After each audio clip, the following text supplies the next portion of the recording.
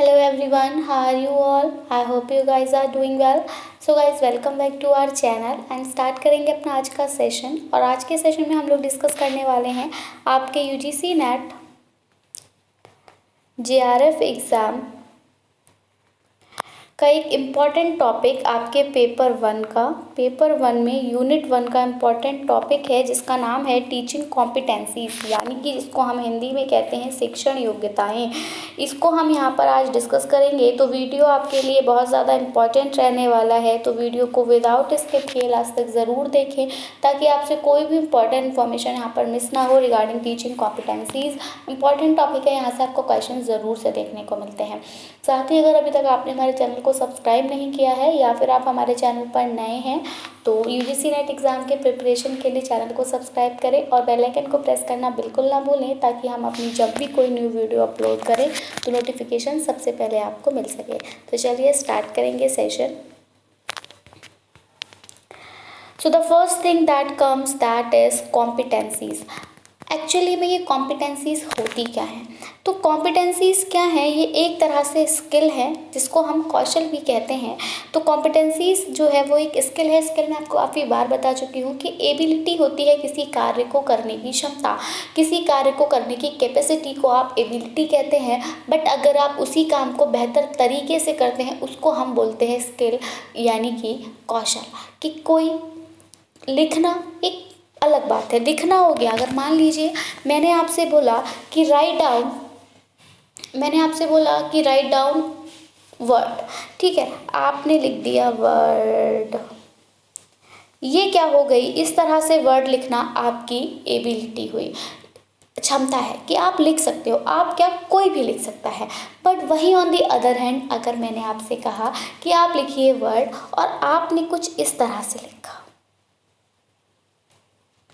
ठीक है, तो ये क्या है? ये है कौशल। तो लिखने की क्षमता होना इज एबिलिटी, बट लिखने को बेहतर तरीके से लिखना वो कौशल स्किल में आता है। ठीक है, तो कॉम्पिटेंसीज क्या है? ये स्किल है, ये वाला। ठीक है, तो कॉम्पिटेंसीज जो है वो स्किल्स हैं और नॉलेज है that enable a teacher to be successful. क्या है? कौशल है और नॉलेज है जिससे कि टीचर क्या होते हैं? टीचर सक्सेसफुल बनते हैं। अगर आप शिक्षक हैं तो आप में स्किल्स होनी चाहिए। अगर आप अच्छा लिखोगे तो आपको देखकर आपका स्टूडेंट अच्छा लिखेगा। अगर आप में नॉलेज ज़्यादा होगी तो आप स्टूडेंट को नॉलेज बेहतर तरीके से इम्पार्ट कर पाएंगे और आपके द्वारा दी गई नॉलेज को एक्वायर करके वो क्या करेंगे? वो अपनी लाइफ में सक्सेस होंगे। और जब स्टूडेंट सक्सेस होते हैं तभी टीचर सक्सेसफुल माना जाता है, इससे पहले टीचर सक्सेसफुल नहीं माना जाता। तो यहाँ इसीलिए बोला है कि कॉम्पिटेंसीज जो है वो एक स्किल होती है, नॉलेज होती है जिससे कि टीचर सक्सेसफुल बनता है, क्योंकि इन्हीं का यूज़ करके वो अपने स्टूडेंट को सक्सेसफुल बनाता है और स्टूडेंट के सक्सेसफुल होने से टीचर खुद ब खुद सक्सेसफुल माना जाता है। आपने देखा भी होगा कि काफ़ी स्कूल्स होते हैं या कोचिंग सेंटर्स होते हैं, वहाँ पर देखते हैं आपकी जो भी आपका 10th का 12th का रिजल्ट रहता है वो देखते हैं कि अरे वहाँ की कोचिंग में पढ़ने वाले स्टूडेंट्स के 98%, 97%, 96% यानी टॉपर्स जो थे वो वहाँ की कोचिंग के थे। यानी कि वो जो टीचर वहाँ पे जिसने टीच किया होगा वो टीचर कैसा है? सक्सेसफुल है। क्यों? क्योंकि उसके पढ़ाने की वजह से स्टूडेंट सक्सेस हो रहे हैं। ठीक है, to maximise students learning teacher must have expertise in a wide ranging array of competencies in an especially complex environment where hundreds of critical decisions are required each day. अगर आपको student की learning को बढ़ाना है तो teacher को क्या करना होगा? टीचर एक्सपर्ट होना चाहिए। किसमें एक्सपर्ट होना चाहिए? अलग अलग योग्यताएं उसमें होनी चाहिए। जैसे रीडिंग स्किल होनी चाहिए, ठीक है, आपकी राइटिंग स्किल होनी चाहिए, कम्युनिकेशन स्किल होना चाहिए, नॉलेज स्किल्स होनी चाहिए। तो अगर स्टूडेंट की लर्निंग को बेहतर बनाना है तो टीचर को ये सारी एक्सपर्टाइज जो है वो फॉलो करनी होगी। यानी वाइड रेंज में एरे ऑफ कॉम्पिटेंसीज उनके पास होना चाहिए, जैसे कि रीडिंग स्किल होनी चाहिए, राइटिंग स्किल होनी चाहिए, बेहतर राइटिंग, ठीक है, आपका कम्युनिकेशन स्किल बेहतर होना चाहिए, नॉलेजेबल होना चाहिए टीचर। तो इस तरह की स्किल्स टीचर में होनी चाहिए। और ये सारी स्किल्स होनी कहाँ चाहिए, तो ये सारी स्किल्स एक कॉम्प्लेक्स एनवायरनमेंट में होनी चाहिए। अब देखिए, अगर हम कहें कि एक फ्लैट सरफेस है और आपसे बोले कि आप चलिए, तो उस फ्लैट सरफेस पे आप इजीली चल जाओगे, ये क्या है, आपकी चलने की एबिलिटी है।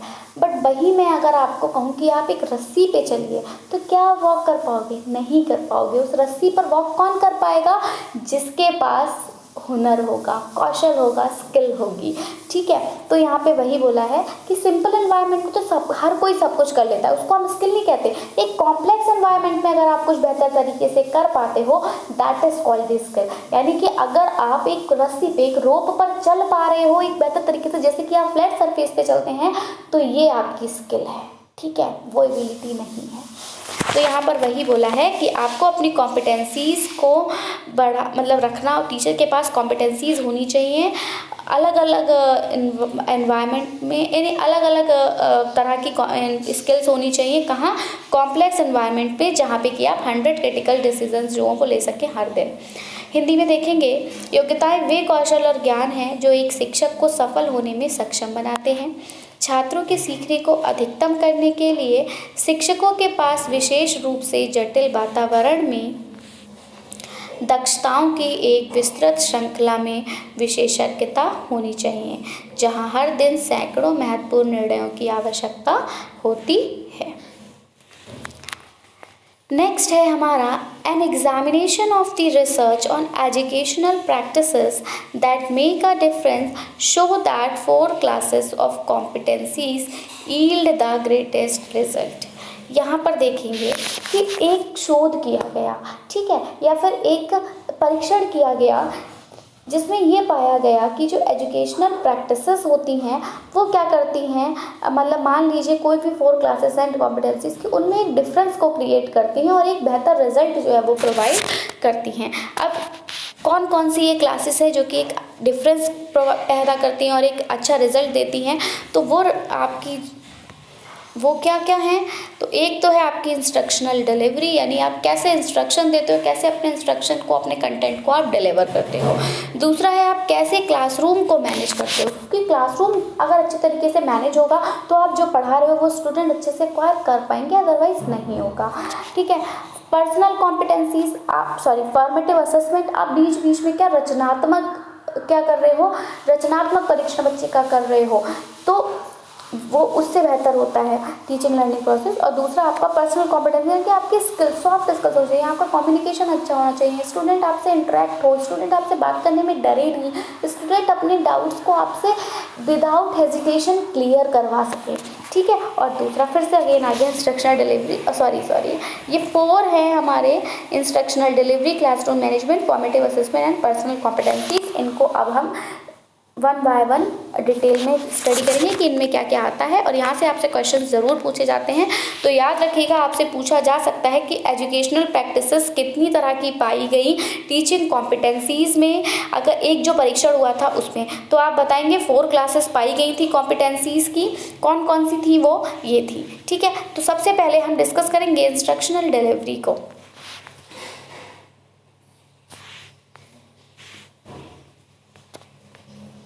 ओके, इंस्ट्रक्शनल डिलीवरी,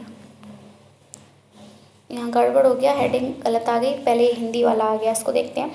अंतर पैदा करने वाली शैक्षिक प्रथाओं पर शोध की जांच से पता चलता है कि दक्षताओं के 4 वर्ग सबसे अच्छे परिणाम देते हैं। कौन कौन से देते हैं, एक तो अनुदेशात्मक वितरण, दूसरा कक्षा प्रबंधन, तीसरा रचनात्मक आकलन, और चौथा व्यक्तिगत दक्षताएं, जो एक पर्सन में इंडिविजुअली होना चाहिए। अब हम सबसे पहले डिस्कस करेंगे इंस्ट्रक्शन डिलीवरी, ठीक है। हेडिंग ऊपर इसकी हो गई थी, थोड़ा सा गलती हो गई थी, I am sorry for that. चलिए, आप रिसर्च टेल्स अस, अब यहाँ पर एक परीक्षण किया गया, एक शोध किया गया, और उसने हमें बताया what can be expected from a teacher, कि टीचर से क्या एक्सपेक्ट किया जा सकता है। Employing instructional strategies and practices that are proven to lead to increase mastery of lessons. अगर लेसन्स, जो भी पाठ आप पढ़ा रहे हो, उनमें अगर आपको महारत हासिल करनी है, तो किन किन स्ट्रेटजीज़ का, किन किन प्रैक्टिसेस का आपको यूज़ करना चाहिए जो कि कारगर साबित हुई हैं।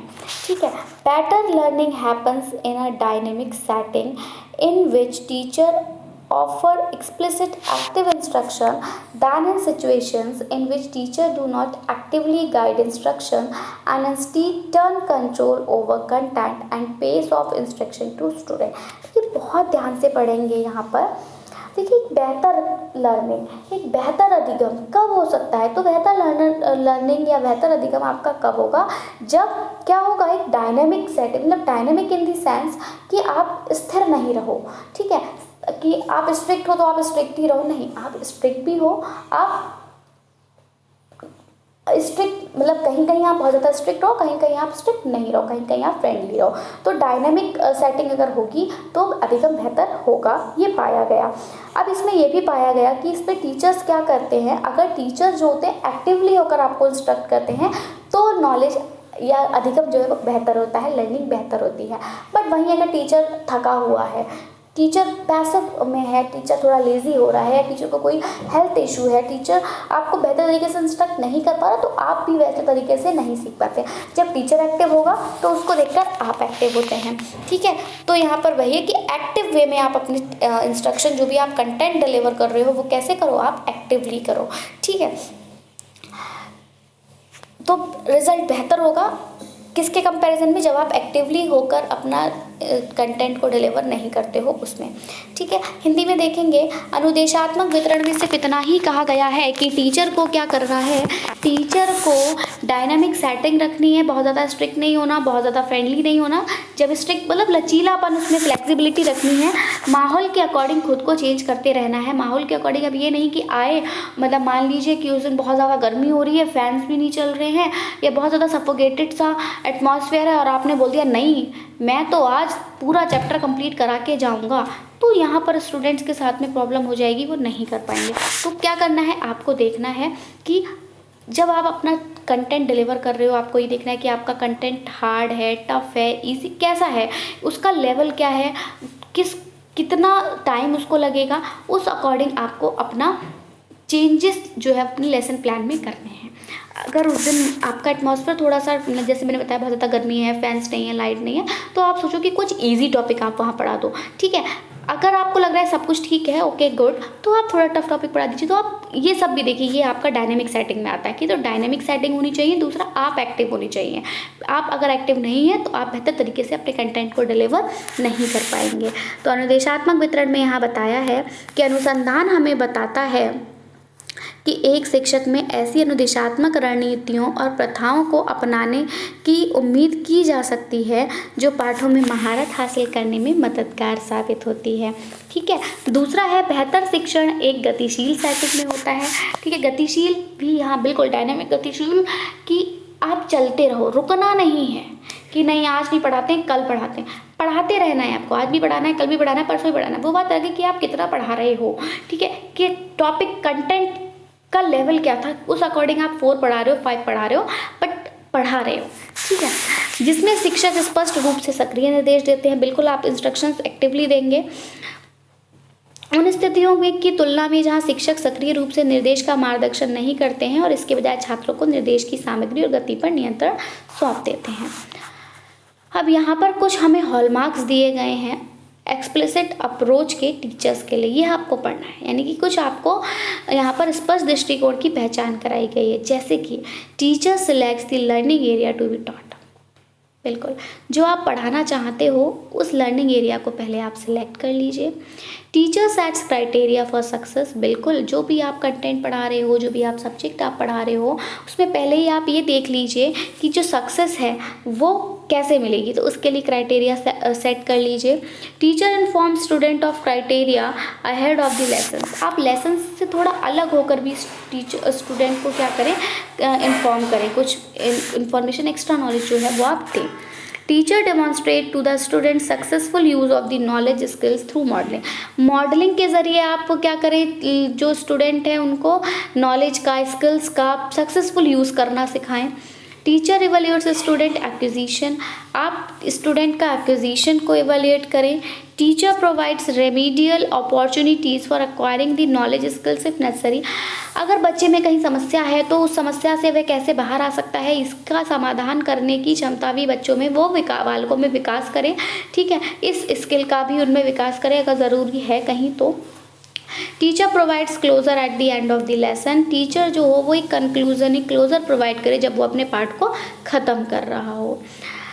तो शिक्षक पढ़ाए जाने वाले शिक्षण क्षेत्र का चयन करता है, बिल्कुल। शिक्षक सफलता के मापदंड तय करता है। शिक्षक छात्रों को पाठ से पहले मानदंडों के बारे में सूचित करे। शिक्षक मॉडलिंग के माध्यम से छात्र के ज्ञान कौशल के सफल उपयोग को प्रदर्शित करे और शिक्षक छात्र अधिग्रहण का मूल्यांकन करे। यदि आवश्यक हो तो शिक्षक ज्ञान कौशल प्राप्त करने के लिए उपचारात्मक अवसर प्रदान करें और शिक्षक पाठ के अंत में समापन जरूर प्रदान करें। ठीक है, अब हमारा नेक्स्ट जो आता है वो क्या है, आपका कॉम्पिटेंसी में सेकंड जो है वो आपका क्लासरूम मैनेजमेंट है कि क्लासरूम को कैसे मैनेज करना है वो हम यहाँ पर देखेंगे।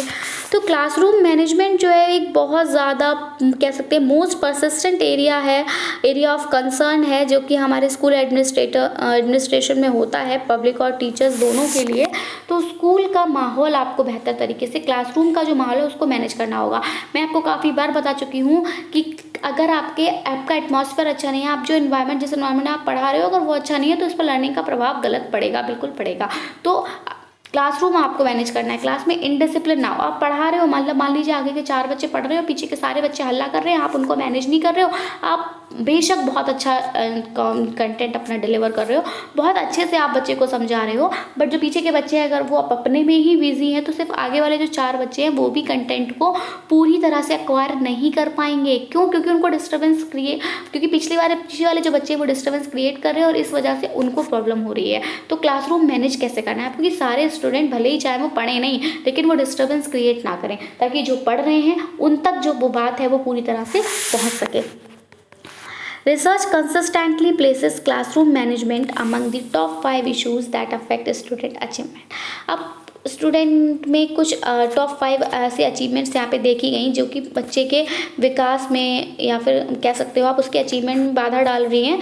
तो उसमें सबसे बड़ा जो माना गया वो क्लासरूम मैनेजमेंट माना गया। Effective rules and procedures identify expectation and appropriate behaviour for student. ठीक है, इफेक्टिव रूल्स अगर आप रखते हो, कोई प्रोसीजर्स वगैरह रखते हो, तो उनमें ये पाया गया कि कुछ मतलब कुछ अप्रोप्रिएट बिहेवियर होने चाहिए स्टूडेंट्स के लिए, कि उस स्टूडेंट से कुछ एक्सपेक्टेशंस होनी चाहिए। Another set of clearly stated rules establishes acceptable behaviour specific in a classroom. बिल्कुल हर बच्चा एक मतलब कह सकते हो आप एक सही एक्सपेक्टेड बिहेवियर करे। ये नहीं कि वो क्लासरूम में उसका बिहेवियर कैसा होना चाहिए, पोलाइटली होना चाहिए, परमिसिबल होना चाहिए, मतलब वो परमिशन लेकर ही कोई काम करे, ये नहीं कि दादागिरी वाला होना चाहिए। These rules need to be consistent with school wide. तो ये रूल्स जो है वो बच्चे में लाने के लिए स्कूल्स को ही अप्लाई करने होंगे। ठीक है, but may be unique to meet the needs of an individual classroom, but थोड़े से अलग होने चाहिए, यूनिक होने चाहिए। देखते हैं हिंदी में कक्षा प्रबंधन। तो कक्षा प्रबंधन स्कूल प्रशासकों, जनता और शिक्षकों द्वारा व्यक्त की जाने वाली चिंता के सबसे लगातार क्षेत्रों में से एक है। अनुसंधान लगातार कक्षा प्रबंधन को शीर्ष 5 मुद्दों में रखता है जो छात्र उपलब्धि को प्रभावित करते हैं। प्रभावी नियम और प्रक्रियाएं छात्रों के लिए अपेक्षाओं और उचित व्यवहार की पहचान करती हैं।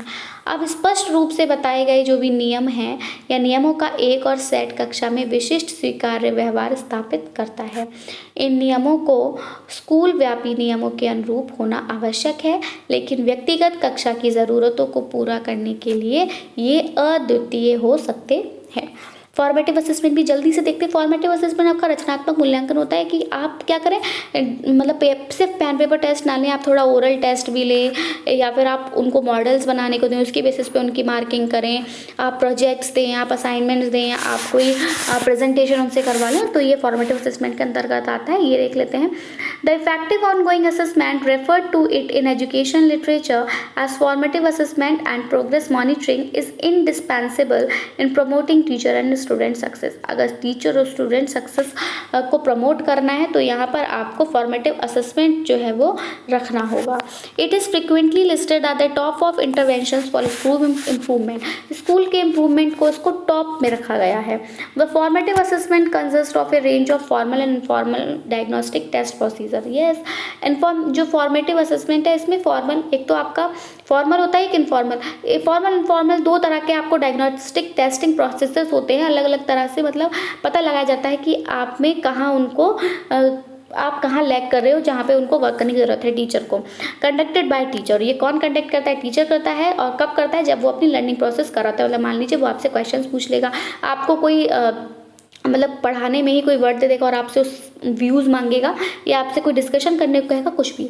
For modifying teaching and adaptive activities to improve student attainments. Student के अटेनमेंट्स को अचीव करने के लिए टीचर ऐसा करेगा कि कुछ एक्टिविटीज़ वगैरह कंडक्ट कराना। सिस्टमैटिक इंटरवेंशंस होते हैं, जैसे कि आपके रिस्पॉन्स टू इंटरवेंशन हो गया, RTI, and data based decision making हो गया। तो ये सब आपके किस में आते हैं? ये सब फॉर्मेटिव असेसमेंट में यूज होंगे। रचनात्मक आकलन, शिक्षा साहित्य में रचनात्मक मूल्यांकन और प्रगति निगरानी के रूप में संदर्भित प्रभावी चल रहा मूल्यांकन शिक्षक और छात्र की सफलता को बढ़ावा देने के लिए अपरिहार्य है। इसे अक्सर स्कूल सुधार के लिए किए गए हस्तक्षेपों में शीर्ष पर सूचीबद्ध किया जाता है। रचनात्मक मूल्यांकन में छात्रों की उपलब्धि में सुधार के लिए शिक्षण को संशोधित करने और गतिविधियों को अपनाने के लिए सीखने की प्रक्रिया के दौरान शिक्षकों द्वारा आयोजित औपचारिक और अनौपचारिक नैदानिक परीक्षण प्रक्रियाओं की एक श्रृंखला शामिल होती है। हस्तक्षेप की प्रतिक्रिया RTI और डेटा आधारित निर्णय लेने जैसे प्रणालीगत हस्तक्षेप काफ़ी हद तक रचनात्मक मूल्यांकन के उपयोग पर निर्भर करते हैं। आपका लास्ट है पर्सनेबल कॉम्पिटेंसीज, यानी इंडिविजुअल होनी चाहिए कॉम्पिटेंसी, जैसे सॉफ्ट स्किल्स। आप देखिए कि इंस्पायरिंग टीचर जो होगा वो स्टूडेंट को अफेक्ट करेगा profoundly by stimulating their interest in learning. बिल्कुल, आप स्टूडेंट का लर्निंग में इंटरेस्ट क्रिएट करेंगे तो बेहतर होगा। आप समझ रहे, जब उनको रुचि रखेंगे कुछ सीखने में तो बेहतर तरीके से सीख पाएंगे। It is equally true that most student have encountered teacher who were uninspiring and for whom they perform poorly. अब यहाँ पर आपने देखा भी होगा कि स्टूडेंट जो होते हैं वो टीचर पर ही ब्लेम करते हैं अगर वो अच्छे से परफॉर्म नहीं कर पाते हैं, जिसकी अगर वो किसी टीचर की वजह से अच्छे से परफॉर्म नहीं भी कर पाते हैं तो भी। Unfortunately, effective and ineffective teachers have no readily discernible personality differences। बिल्कुल, अब क्या होता है, दुर्भाग्यवश जो इफेक्टिव और इनफेक्टिव टीचर होता है उसका कोई भी एक रीडली डिस्पेंसेबल पर्सनालिटी डिफरेंस वहाँ पे आपको देखने को नहीं मिलता। कुछ बहुत ज़्यादा बेस्ट टीचर्स होते हैं, वो अफेबल होते हैं, बट काफ़ी इनफेक्टिव इंस्ट्रक्टर्स होते हैं, बट वो भी पर्सनेबल और केयरिंग होते हैं। अब कन्वर्सली कुछ बेस्ट टीचर्स जो होते हैं वो स्टर्न टास्क मास्टर्स की तरह होते हैं, और कुछ जो होते हैं वो एक बेहतर प्रभाव डालते हैं। ठीक है, बहुत ज़्यादा बेहतर प्रभाव माना जाता है उनका कि वो स्टूडेंट को मोटिवेट करते हैं चीज़ों को अकम्प्लिश करने के लिए जो कि कभी सोची नहीं गई थी कि ऐसा कोई बच्चा कर सकता है। व्यक्तिगत योग्यताएं ये देख लेते हैं। एक प्रेरक शिक्षक विद्यार्थियों की सीखने में रुचि बढ़ाकर उन्हें गहराइयों से प्रभावित कर सकता है। यह भी उतना ही सच है कि अधिकांश छात्रों को ऐसे शिक्षकों का सामना करना पड़ा है जो प्रेरणाहीन थे और जिनके लिए उन्होंने खराब प्रदर्शन किया था। दुर्भाग्य से प्रभावी और अप्रभावी शिक्षकों के व्यक्तित्व में आसानी से कोई अंतर नहीं होता है। कुछ बेहतरीन शिक्षक मिलनसार होते हैं, लेकिन कई अप्रभावी प्रशिक्षक मिलनसार और देखभाल करने वाले हो सकते हैं। इसके विपरीत कुछ सर्वश्रेष्ठ शिक्षक कठोर कार्य मास्टर के रूप में दिखाई देते हैं, लेकिन उनका प्रभाव छात्रों को उन चीज़ों को पूरा करने के लिए प्रेरित करने में बहुत अधिक है जिनके बारे में उन्होंने कभी सोचा भी नहीं था। तो that's all about our lesson. So I hope आपको वीडियो पसंद आया होगा। वीडियो पसंद आया हो तो प्लीज़ इसको लाइक करें, अपने फ्रेंड्स में शेयर करें। बाकी आपकी कोई भी क्वेरी हो आप हमसे कमेंट सेक्शन में पूछिए, और जिस तरह से आपके कमेंट्स आ रहे थे कि मैम टीचिंग एप्टीट्यूड पे कुछ क्वेश्चंस भी कराइए ताकि हम पता चल सके किस टाइप के क्वेश्चंस आते हैं। श्योरली हम अपनी नेक्स्ट वीडियो में क्वेश्चंस को ही कवर करेंगे। So keep watching and so that's all for today. Thanks for watching. Thanks, have a nice day.